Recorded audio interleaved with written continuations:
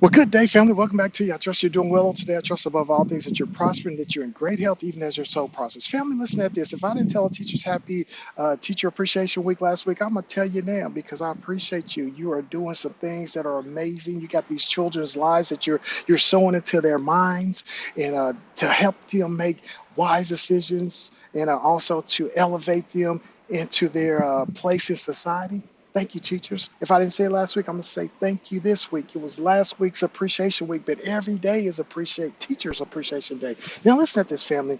And yeah, I took time to bless them too, from the principals on down. Yeah, that's why I want to be so wealthy because I love to give. Let me just stop and talk about that for a minute.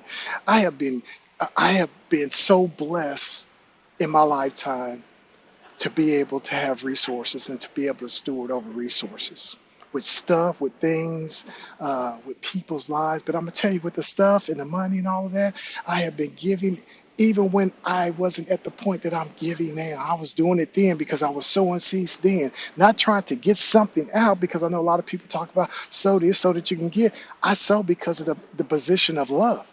I know that when I sow into different, especially ministries and then nonprofit organizations, that they're going to take those resources and they're going to do right by them because I check them out. I make sure before I even sow into their lives and sow into their ministries, or I saw or organizations or organism, as I call it, because that's a living thing, hopefully.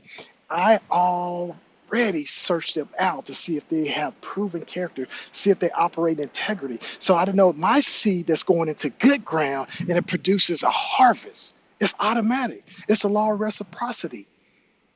I just got to keep sowing. And so I know the blessings that are coming back to me now. It's because I've been sowing, but it's not because I'm sowing, I'm so good because I'm not so good. But he is so great. And I know what his word says. When you give, it comes back to you. Good measures, pressed down, shaken together, running over shall men give into your bosom. That means that when I sow, if I don't sow it, I'm not going to get any of that extra that you just heard. But if I sow it, especially when I sow it into good ground and I water it.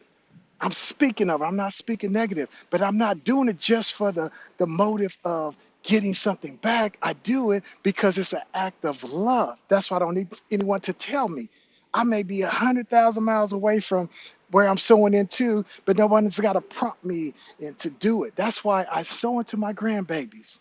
Not that I want anything from them. I'm trying to get something to them and the great grandbabies and the great great grandbabies, which I may never see. But I'm sowing something into their lives now because I know that the harvest is coming for them, not necessarily for me, because I'm superly blessed.